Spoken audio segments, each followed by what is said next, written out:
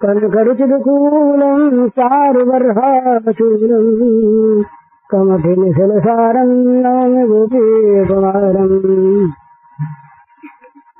वंशीविभूषितकरान्नवनीयदाघात् पीताम्बराधरुणजन्मफलाधरोष्ठात् पूर्णेन्दुसुन्दरमुखादरविन्दनेत्रात् कृष्णात् फलम् किमुदितत्त्वमहं न जाने करोमि प्रणामि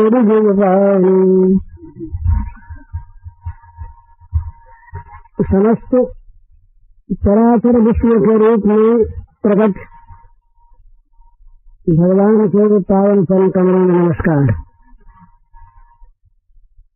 कुछ प्रश्न हैं, उनका संक्षेप में उत्तर देकर उन्हीं में से जिन विषयों का विस्तार आवश्यक है वो करने का विचार है, और कुछ बातें और भी समय रहा तो कहने का विचार है।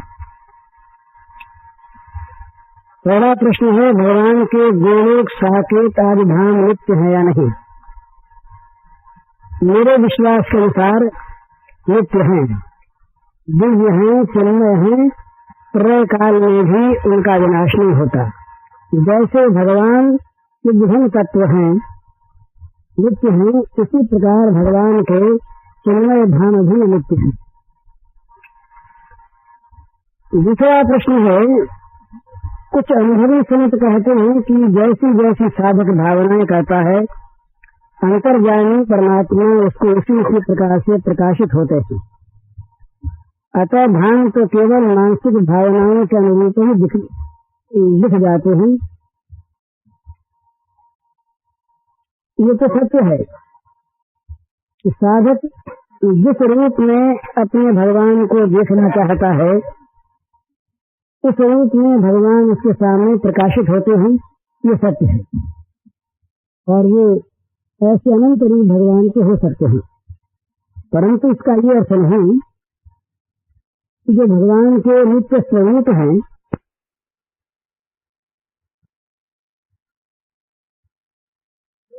की वस्तु है तो बात नहीं। ये और चीज है कि उनको जो नहीं मानते, नहीं मानना चाहते, नहीं प्राप्त करना चाहते, जिनकी दृष्टि में वो नहीं है उनके लिए नहीं है।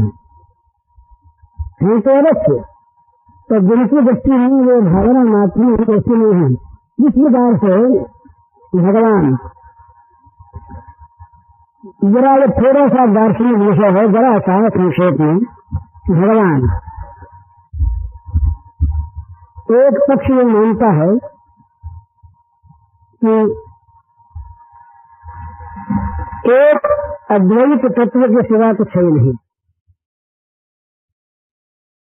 ये तत्व ही नित्य है, सत्य है, स्वयं प्रकाशित है। उस तत्व में उन्हीं की शक्ति से, उन्हीं की माया से गुण का प्राकट्य होकर एक दूसरा तत्व दिखता है जिसे कहते हैं सगुण तत्व। उसी में से जैसे तरल जल बर्फ की भांति घनाकार होकर बर्फ बन जाता है, उसी प्रकार वही सगुण तत्व साकार बन जाता है। ये दोनों ही माया शक्ति से बनते हैं। ये एक मत है। एक मत है कि ये माया की शक्ति से जो बनते हैं ये कोई भगवान की माया वाया नहीं है, शक्ति नहीं है। ये केवल जहाँ माया की मान्यता है, माया का अर्थ है या मा सा माया, जो नहीं उसे माया कहते, जो न हो दिखे उसका नाम माया। तो एक विवर्तवाद है, रज्जु में सर्प दिखता है। इसी प्रकार निर्गुण ब्रह्म में मायोपाधिक ब्रह्म और अज्ञानोपाधिक अविद्योपाधिक जीव की कल्पना है। न ईश्वर है न जीव है, कि जब तक माया है अज्ञान है तब तक ये है। ये तीन मत हैं। इधर तो इनकी दृष्टि में ईश्वर ब्रह्म से अभिन्न तो अवश्य है, जीव भी अभिन्न अवश्य है, परंतु भगवान की शक्ति से वो ईश्वर रूप धारण करते हैं, स्वयं ईश्वर, और भगवान की शक्ति ही जो चेतन शक्ति है वो जीव रूप धारण किए हुए है, पर ये भी है अज्ञान नहीं, पर भगवान की शक्ति है। तीसरा मत जो वो कहता है सब कुछ है ही नहीं, ये केवल स्वप्नवत माया व माया अलीक ये दिखाई देता है जब तक अज्ञान है। अज्ञान का नाश होने के बाद न ईश्वर है, न जीव है, न जगत है, न कुछ है, कुछ नहीं। ये एक मत है।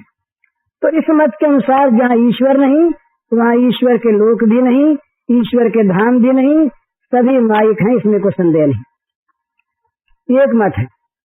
दूसरा मत है वो कहते हैं ब्रह्मेति परमात्मेति भगवान शब्द से भागवत में आया। ब्रह्म, परमात्मा और भगवान, तीन भगवान के नाम हैं। बड़ी सुंदर वो व्याख्या करते हैं। वो कहते हैं कि जैसे सूर्य की आभा है और सूर्य मंडल है, तो सूर्य मंडलस्थ सूर्याधिष्ठात्री देवता हैं। हम जब मंडल को नहीं देखते सूर्योदय होने पर, तब हमें तमाम जगह प्रकाश छाया दिखता है, तेज प्रकाश है, तो प्रकाश आया वहां से है। और जब हम और समीप पहुंचते हैं तब देखते हैं कि एक मंडलाकार तेज दिखता है, और जब एकदम पास पहुंच जाते हैं तो मंडलस्थ जो पुरुष हैं उनके दर्शन होते हैं। वो कहते हैं मंडलस्थ पुरुष भगवान हैं, और उन भगवान का मंडल परमात्मा है, और उन भगवान की जो आभा है वो ब्रह्म है। ऐसा ये गौड़ेश्वर संप्रदाय का मत है। परंतु ये हो न हो, दो बात सिद्ध है। एक मत इस बात को मानता है कि ईश्वर माया में है, नहीं तो ईश्वर नहीं।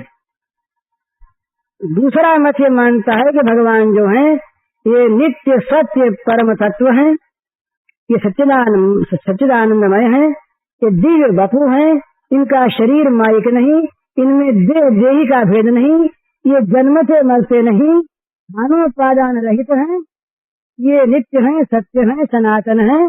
इनका जन्म केवल जन्म दीक्षा है नहीं। इनके जन्म के तत्व को जानने वाले का जन्म बंद हो जाता है। ये गीता कहती है, ये गीता कहती है जन्म कर्म च मे दिव्य एवं यो वेति तत्वतः त्यक्त्वा देहं पुनर्जन्म नयति मामेति सोर्जुन।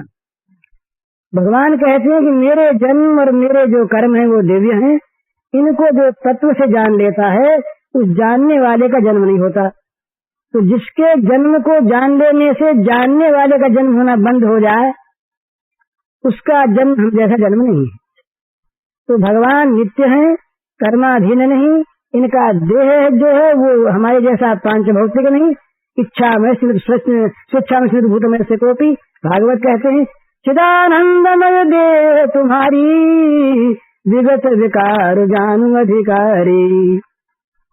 तो जहाँ भगवान सच्चिदानंदमय हैं, दिव्य हैं, चिन्मय हैं, नित्य हैं, सत्य हैं, वहाँ भगवान का लोक, भगवान का परम धाम ये सत्य है और है।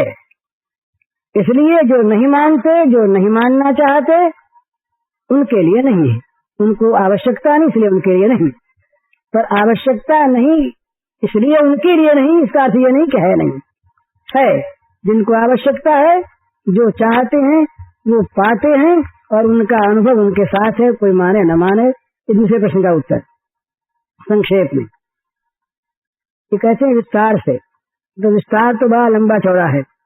तीसरी बात है प्रेमा भक्ति प्राप्त करने के इच्छुक साधक को किन किन धारणाओं का अपने प्रैक्टिकल लाइफ में जीवन बनाना चाहिए। ये चीज तो पहली बात ये प्रेमा भक्ति के लिए, जब ईश्वर की बात आ गई, पहली बात है प्रेम में ईश्वर की सत्यता पर विश्वास करना। नहीं तो किससे प्रेम करेंगे आप? ईश्वर प्रेममय ईश्वर नहीं है, प्रेम करने वाले ईश्वर नहीं। यूं तो आत्म प्रेम जो है ये तो सब जगह सार्वत्रिक है, पर विशेष रूप से जिनसे हम प्रेम करते हैं वो हमारा दिया हुआ खाते हैं, हमारे साथ बोलते हैं, हमारे पास आते हैं, हमारे संकटों का नाश करते हैं, हमसे प्रेमालाप करते हैं, हमारे अपने बनते हैं। इस प्रकार के कोई प्रेममय भगवान में विश्वास हो तब प्रेम भक्ति की बात हो, नहीं तो प्रेम भक्ति की बात सोने आकाश में उड़ने के समान है, कुछ नहीं। तो सबसे पहली बात इस प्रकार के प्रेममय भगवान है ये विश्वास करे, प्रेम भक्ति वाले को यह आवश्यक है। दूसरी बात ये विश्वास करे कि वो जो प्रेममय भगवान है वो केवल प्रेम ही चाहते हैं, इसके सिवा उनको किसी वस्तु की चाह नहीं, उनकी पूजा प्रेम है, उनका स्वरूप प्रेम है, ये विश्वास करे। तीसरी बात प्रैक्टिकल लाइफ में कैसे करें?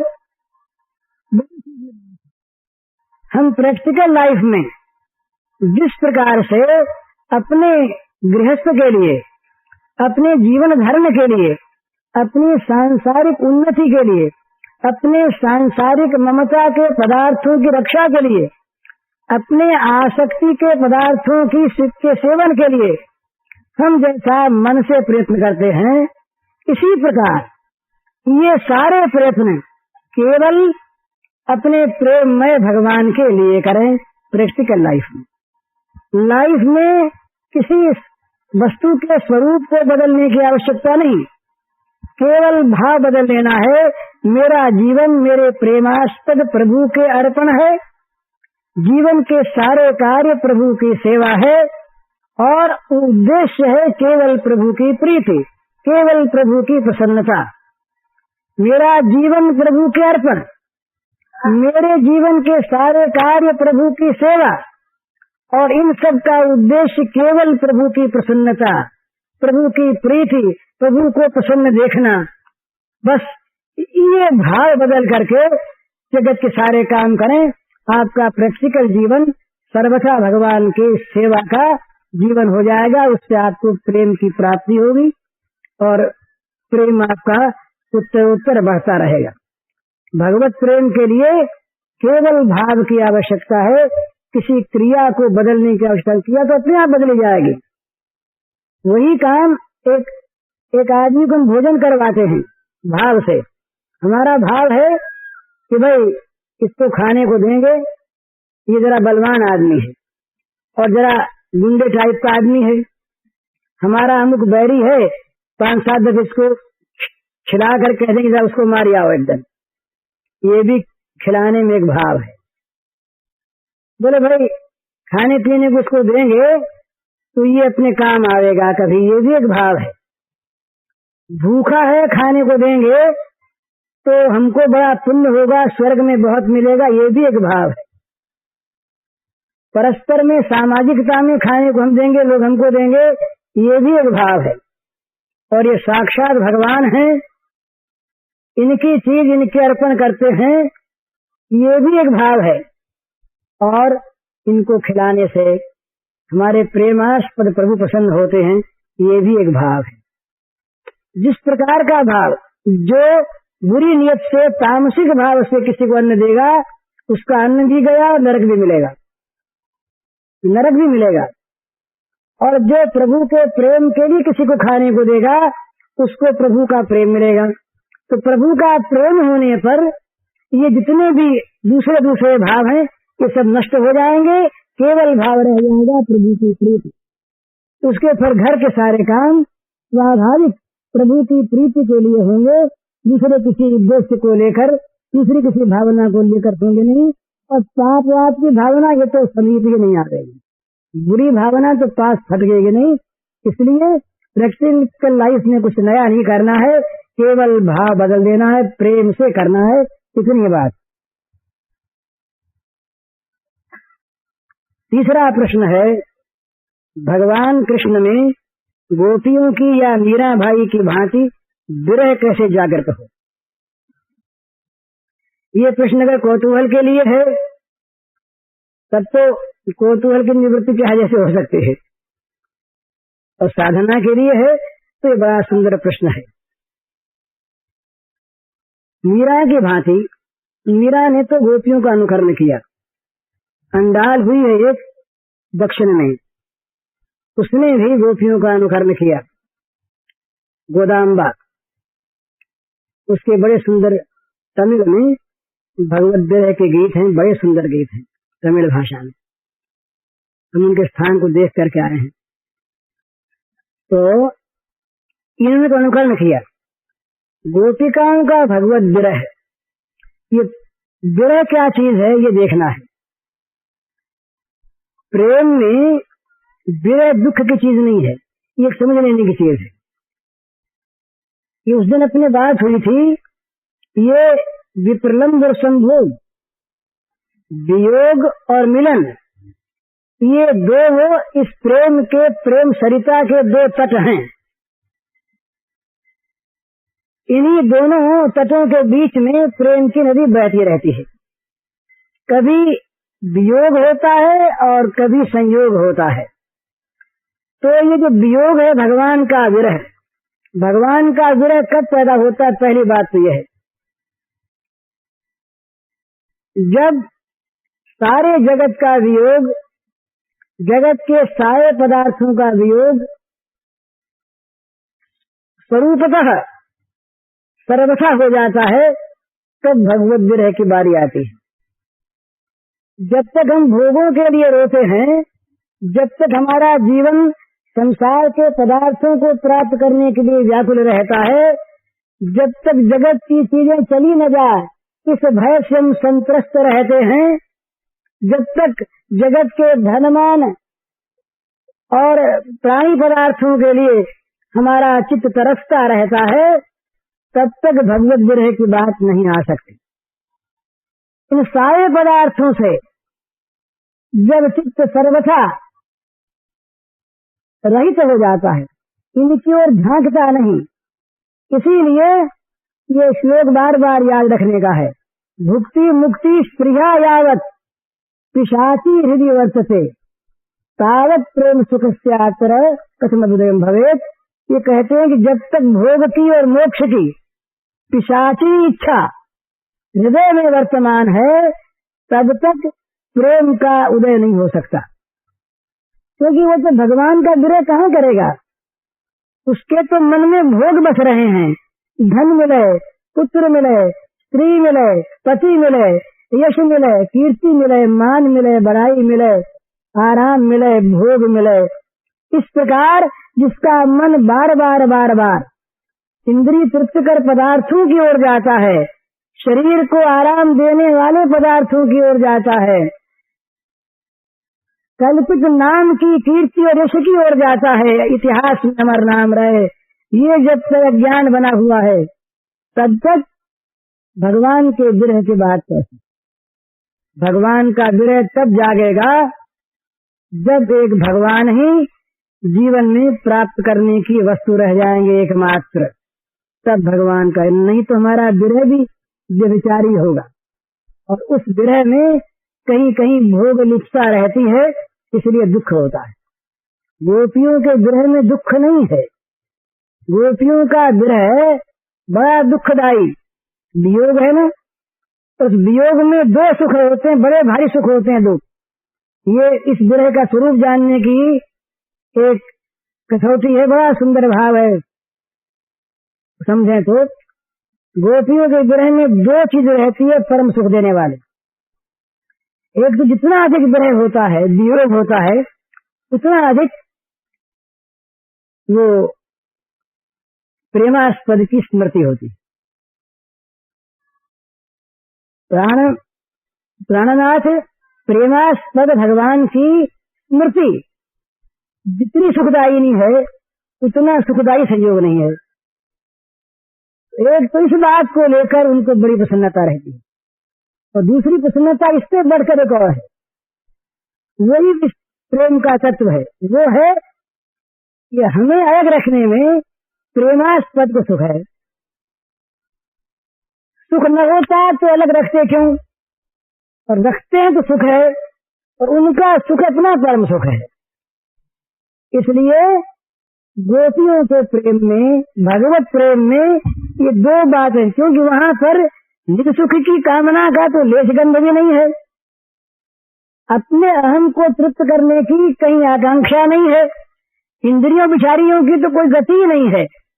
ये तो भगवान इन्हें कभी सुख देने के लिए अपना लेते, ये अलग चीज है, पर इनके लिए साधक का मन नहीं जाता कभी भी, तो अपने सुख की इच्छा ही नहीं, भगवान जिस रूप में सुखी रहें, अगर हमें अलग रखने में, हमें वियोग देने में, हमें नरकों में डाल देने में, हम नरक भोगें और हमारे प्राणनाथ प्रेमास्पद सुखी हों, तो नरक की पीड़ा उस प्रेमी के लिए वैकुंठ से बढ़कर सुखदायी होती है, वैकुंठ से बढ़कर, ब्रह्म सुख से बढ़कर सुखदायी होती है।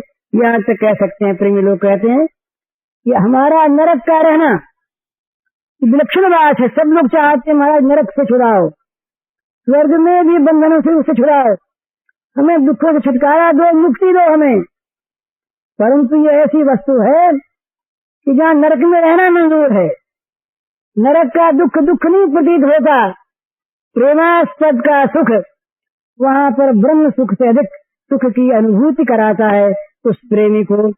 इसलिए इस विरह में दुख नहीं है, इस विरह में रोना है, पर रोने में हृदय का हंसना है। इस विरह में जलन है, पर वो जलन परम शांतिदायिनी है। अद्भुत बात है ना, जैसे भगवान में नित्य निरंतर दो विरोधी धर्म साथ साथ रहते हैं, वो अनोरणीयान महतो महियान, अणु से अणु है, वो महान से महान है, वो सर्वथा मुक्त हैं और वो नित्य नित्य भक्त के प्रेम में आबद्ध हैं। जैसे भगवान में परस्पर विरोधी गुण एक साथ रहते हैं, इसी प्रकार इन भगवत प्रेमियों में सुख दुख का संयोग एक साथ रहता है।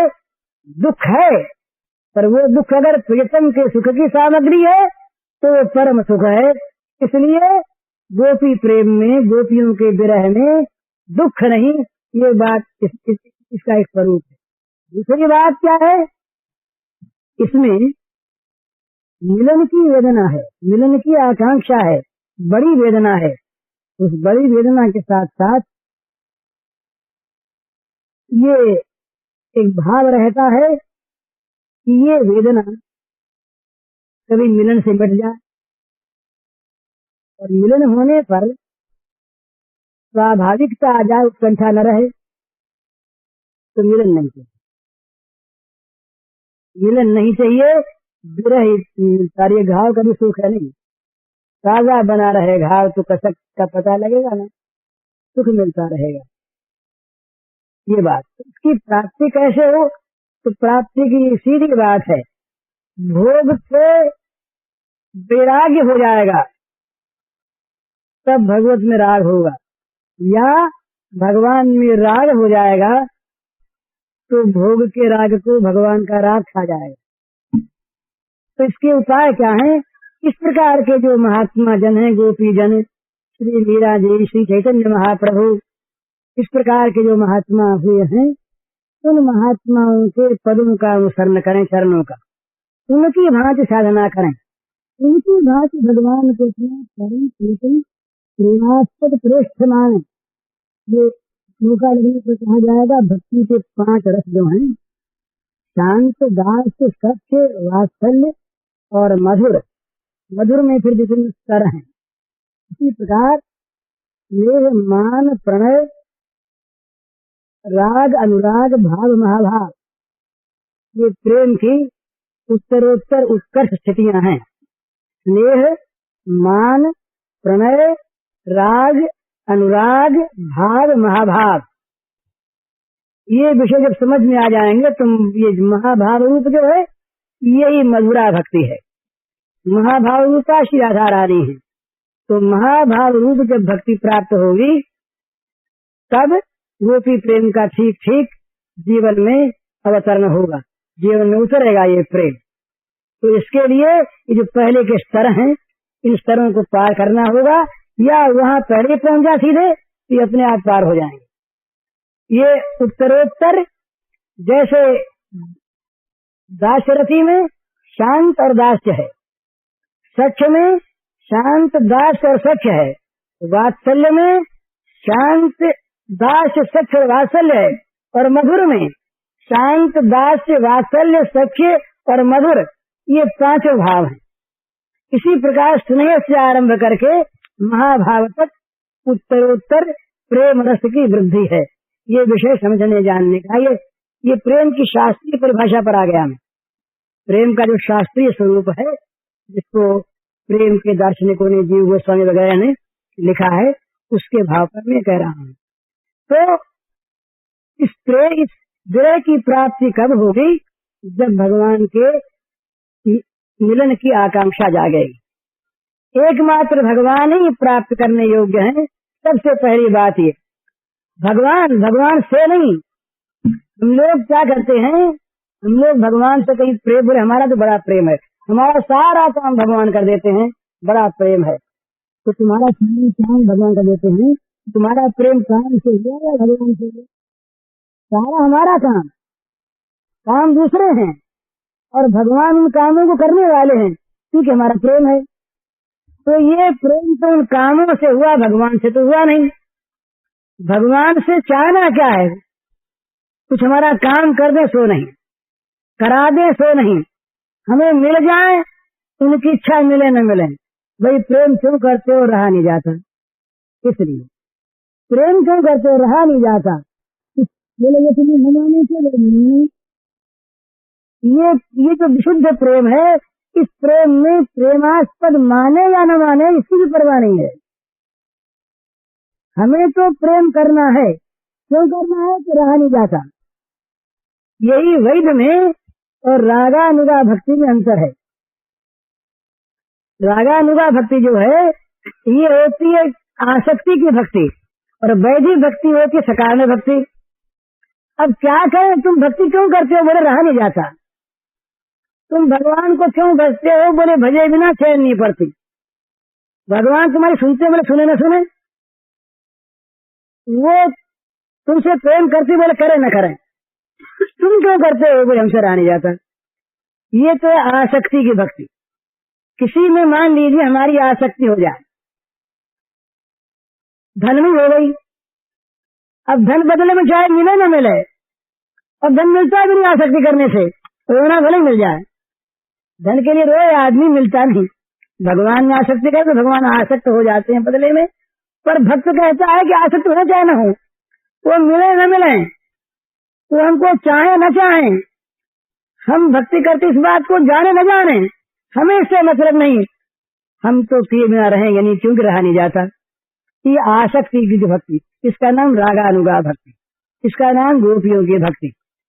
भाई स्वभाव हो गया है, स्वभाव हो गया है। अब बोले तुम्हारा इतना, एक बार श्री गोपियों तो सखियों ने राधा रानी से कहा कि भाई वो इतना निष्ठुर है, इतना किताब है, ये शब्द इसमें सब चलते हैं। किताब शब्द भी बड़ा प्रेम का शब्द है। किताब किसी को कह दे तो बड़ी गाली है। छलिया, धोखेबाज, ये शब्द जो हैं, और वहां सब चलते हैं। तो कहा वो ऐसा धोखेबाज, ऐसा छलिया, ऐसा शरारती, तो तुम्हें उससे क्या लेना है? तुम सूख के काटा हुई चली जा रही हो, क्यों याद करते? छोड़ो ना। इस राधा रानी ने कहा कि मैं कहाँ चाहती हूँ कि याद करूं, चाहती नहीं, मुझे लेना देना क्या है उससे, कुछ मिलना मिलाना नहीं है, मैं जानती हूँ, परंतु क्या करूं, मेरे प्राण नहीं मानते। मेरे प्राणों में आसक्ति हो गई है कि मेरे प्राण बिना स्मृति के रह नहीं सकते। अब मेरे हाथ की बात है, मैं क्या करूं? ये जो भाव है, इस भाव में इस प्रेम की अभिव्यक्ति है कि जहाँ पर कुछ भी, किसी प्रकार भी, कोई भी बदला पाने की चाहिए नहीं है, बदला पाने की किसी प्रकार की कोई कल्पना नहीं है, केवल देना है, केवल देना है। तो ये जब भगवान की इस प्रकार देने की आकांक्षा पैदा हो जाए और भगवान को न दे सके तब विरह होता है, न दे सके तब विरह होता है। न मिल सके तब विरह होता है। हमारे सुख का भगवान स्वीकार नहीं करते, ये कभी बात मन में आ जाए तो बड़ी वेदना होती है। ये सुखदान का विरह होता है जो प्रेम का संकुच करता है। यहाँ प्रेम दबा हुआ रहता है, वहाँ प्रेम फूलता है, उठता है। दूसरी चीज, भगवान के अमिलन में विरह में दुख होता है, उससे एक वेदना उत्पन्न होती है, उस वेदना को कहते हैं विरह। वो वेदना परम सुखदायिनी होती है, दो बात को लेकर के, भगवान की स्मृति कराने वाली और भगवान का सुख देखने वाली। यही दो प्रेम के तत्व हैं। भला स्मृति में जो सुख है, इसीलिए गोपी प्रेम में प्राप्ति के बाद चार बात रहती है जो कहीं नहीं रहती और नहीं। कोई समझने की चीज है। हमें संसार की कोई वस्तु प्राप्त हो जाए तो फिर प्राप्त करने की उत्कंठा रहती है क्या? जितने हमारे पास वस्तु है, क्या उत्कंठा है? प्राप्त होने के बाद स्मृति की क्या आवश्यकता है? और जब प्राप्त है वस्तु, तब उसके गुण दोष भी दिखते हैं।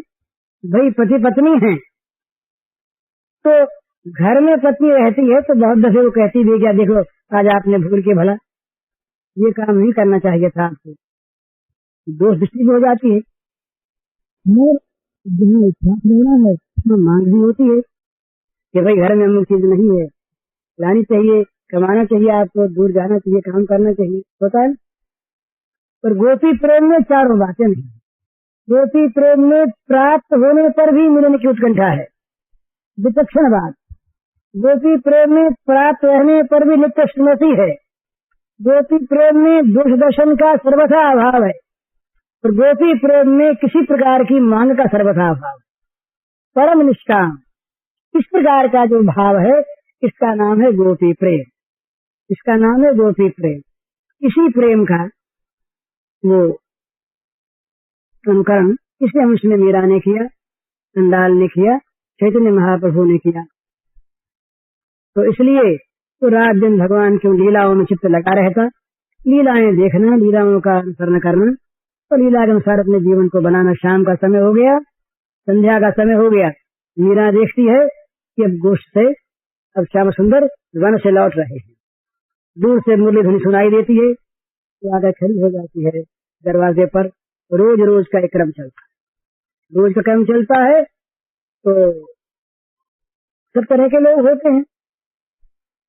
कोई निंदा करते, कोई स्तुति करते, कोई समझाते, अच्छी सीख देते। तो बहुत समझाया बुझाया तो मीरा रो पड़ी। मीरा ने कहा भाई क्या कर, ये मेरी आदत है। आली रे मेरे नैनन बान पड़ी, सखी मेरे नैनन बान पड़ी, हृदय बसी वह माधुरी मूरति, उर बिच आनयरी, सखी मेरे नैनन बान पड़ी, हृदय बसी वह माधुरी मूरति, उर बिच आनयरी, सखी मेरे नैनन बान पड़ी।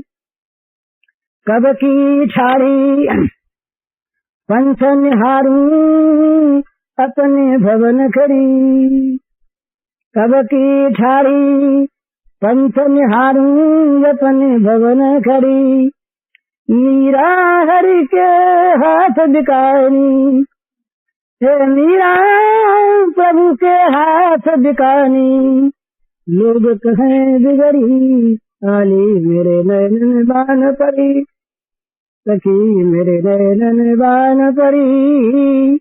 ये दशा है विकल दशा, प्रेम विह्वल दशा। इसी दशा में उन प्रेमियों का जीवन कभी मिलन की अनुभूति में और कभी विरह सुख की अनुभूति में बीतता रहता है। ये गोपी भाव है। इस गोपी भाव में दूसरी चीज को लाना, इस भाव में आप लोग विभोर होकर जाएं, इसी भाव में सो जाएं और इसी भाव में उठें। ये अत्यंत पवित्रतम भाव है। भला आप लोग समझ गए होंगे इसमें कि इसमें कहीं पर भी कोई वासना की गंध रह सकती है क्या? इतना ऊंचा भाव है। इस भाव में अपने जीवन को आप लोग ओतप्रोत कर दें, इस भाव में अपने जीवन को स्थान दें, ये हृदय में भाव आ जाए, मेरे तो गिरधर गोपाल दूसरों न कोई, मेरे तो गिरधर गोपाल जाके सिर मोर मुकुट मेरे पत सोई, जाके सिर मोर मुकुट मेरे पत सोई,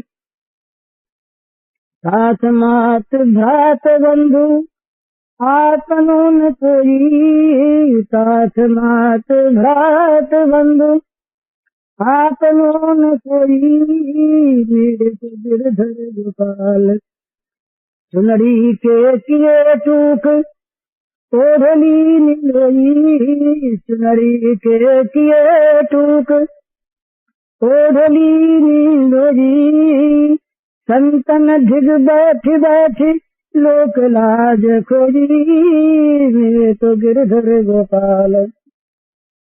इसका अनुकरण बाहरी क्रियाओं से नहीं होता है भला, हृदय में जब भगवान की मूर्ति आके अड़ जाए तब इस प्रकार की स्थिति अपने आप हो जाती है। अब तो प्रकट भई जग जानी, वाह मोहन सो प्रीति निरंतर क्यों निभेगी छानी।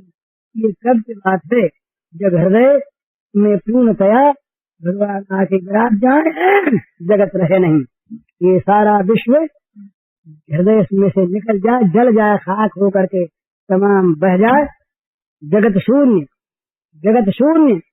जो भगवत प्रेम स्नेह स्निग्ध जो हृदय है वो भगवान के विराजने का आसन होता है। वहाँ केवल पवित्र प्रेम चारों तरफ से भगवान की सेवा करने के लिए तैयार रहते हृदय में, वहाँ भगवान आके विराजते हैं। तो वहाँ इन भावों का अपने आप उद्गम होता है। फिर वो विरह कैसा होता है तब पता लगता है। ये विरह हम लोगों को तो उस विरह की अनुभूति नहीं है। जो दुख सुख पैदा करने वाला, हमें भाई धन का वियोग होता है, पुत्र मरने पर पुत्र का वियोग होता है, इज्जत जाने पर इज्जत का वियोग होता है, तो उस दुख में इसका सुख होता है क्या? सुख तो नहीं होता ना, दुख ही होता है। तो ये ऐसा विलक्षण वियोग है, विलक्षण विरह है जो दुख में महान सुख की अनुभूति कराता है। यही इसकी विलक्षणता है, ये इसका विशेषत्व है। ये दुख कभी भी वो चाहता नहीं मुझे, वो चाहता मिलन हो तो विरह का घाव बना रहे। ये विलक्षण बात है, विलक्षण बात है। मिलन हो जाए पर ये विरह का घाव सूख है नहीं, ये घाव हरा बना रहे। ये घाव सूख जाएगा तो ये सुख मिल जाएगा, ये सुख मिल जाए तो ये सुख भी बना रहे। जैसे हम लोग चाहते हैं ना तो भोग सुख भी रहे और भगवान भी मिल जाए, ये मिलने की नहीं चीज। ये कभी किसी को मिली नहीं, मिलेगी नहीं, मिल सकती नहीं। बोले साहब जनक हुए, अर्जुन हुए क्या? उनके पास भी भोग सुख नहीं था। अगर भोग सुख की स्प्रिया उनको रहती तो भगवान मिलते ही नहीं। वो तो भोगों में दिखते थे, भोगों में गोपियां दिखती थी। भोग सुख में उनका मन कहाँ था? भोग सुख में मन होता तो भगवान नहीं मिलते, साथ में रहते दोनों। भोग सुख, जनक के पास भोग सुख नहीं था, सामग्रियां थी, भोग सामग्रियां थी, तो भोग सुख नहीं था। उनकी इंद्रियां भोगों के लिए लालायित नहीं थी, तो भोग वैराग्य था। भोग, ये तो बड़ी विलक्षण बात है कि भोगों में रह करके भी भोग से अत्यंत विरागी रहे, ये चीज थी। भोग सुख नहीं था। हम लोगों के मन में भोग सुख की स्प्रिया है, भोग सुख की स्प्रिया के साथ भगवत प्रेम की स्प्रिया टिक नहीं सकती। ये परस्पर विरोधी चीज है, ये रह नहीं सकती। इसलिए ये भोगासक्ति का सर्वथा विनाश हो जाता है भगवदासक्ति होने पर। पर ये अभी डरते हैं हम लोग, अभी डरते हैं कि कहीं ये इतनी प्रेम रेम की बात सुने और कहीं हमारे भोग चले जाए तो। और वो तो भोग को आग लगाने को तैयार रहते हैं, पर डरते हैं दूर से प्रेम। वो गुजराती का एक पद है, गुजराती का, उसकी एक पंक्ति है, प्रेम पंथ पावकनी ज्वाला भाली पाछा भागे जोने। प्रेम पंथ पावकनी ज्वाला भाड़ी पाछा भागे जोने माही पड़ा ते महारस माने देखनारा दाझे जोने। प्रेम प्रेम पंथ पावकनी ज्वाला भाड़ी पाछा भागे जोने। ये जो प्रेम का पथ है ये अग्नि की लपट है, जो सुनते हैं ना सब जल जाएगा, तब डर जाते हैं कि वैसा प्रेम नहीं चाहिए। हम लोग सब कह देते हैं भला इतनी प्रेम की बात सुनते हैं और कोई अगर चुपके से कहे आकर के कि आज तुम्हारे घर में आग लगाएंगे, आज तुम्हारे सारे संसार के सुखों को हरण कर लेंगे, प्रेम चाहते हो ना? महाराज कोई भले निकले नहीं तो कह देगा कि भाई जरा विचार करेंगे, और कहीं भूल से कह भी तो फिर कहेगा कि बड़ी गलती हो गई, हम उस समय जोश में थे कह गए, आप अभी तो नहीं कहते तो अच्छा था। ये महाराज बहुतों की स्थिति ऐसी होगी, होती है, आवेश में सुन लेते कह देते हैं अलग चीज, पर वहां तो ऐसी तो इसीलिए डरते हैं जाते रहे, पर कहते हैं माही पड़ा तो महारस माने। इस प्रेम सागर, इस प्रेम की आग में जो कूद पड़े उनको महान शांत शीतल रस की प्राप्ति होती है। जो खड़े खड़े देखते हैं वो जलते हैं, देखनारा दाजे जो ने। हरिनु मार्ग हे सुरानु नहीं कायरनु काम जोने। हरिनु मार्ग हे सुरानु नहीं कायरनु काम जोने।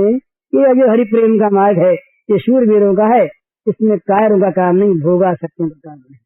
ये तो गोपियों की भांति जो सब कुछ छोड़कर, चैतन्य की भांति, प्रहलाद की भांति जो सारे भोगों में आग लगाकर उसके भस्म पर जो नाच सकता है, भोगों की भस्म पर, वो प्रेम के पंथ में आता है।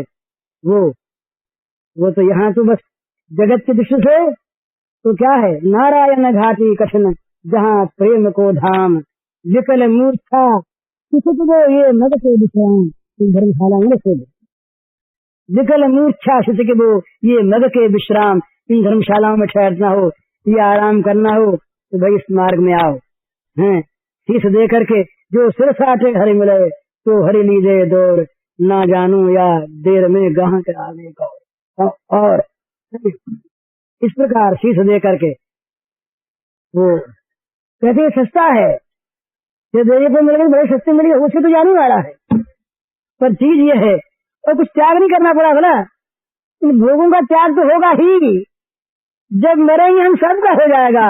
अरबपति हो, करोड़पति हो, विश्वपति हो, अपने को मानने वाला कोई राक्षस भले ही हो, पर जब मरेगा सब समाप्त। तो इन सब को अगर प्रेम के लिए जला दे, जलाना नहीं पड़ेगा दियासलाई से, तो वो तैयार है दियासलाई लगाने के लिए। जरे सुसंपत्ति सदन सुख सूर्य मातु पितु भाई, सन्मुख हो तज राम पद करतन सहज सहाय। तो सब धर्म कर्म जरि जाहू, जघन राम पद पंकज भागू। तो सब धर्म कर्म जरि जाहू, जघन राम पद पंकज भागू। जोग कुजोग ज्ञान अज्ञान, जघन ही राम प्रेम प्रधान। तो योग कुयोग है, वो ज्ञान अज्ञान है जहाँ भगवत प्रेम की प्रधानता नहीं। तो बस ये चीज प्राप्त करने की है और इसका मूल त्याग है। जगत में घर में त्याग करेंगे प्रेम मिलेगा, प्रेम मिलेगा तो सुख मिलेगा।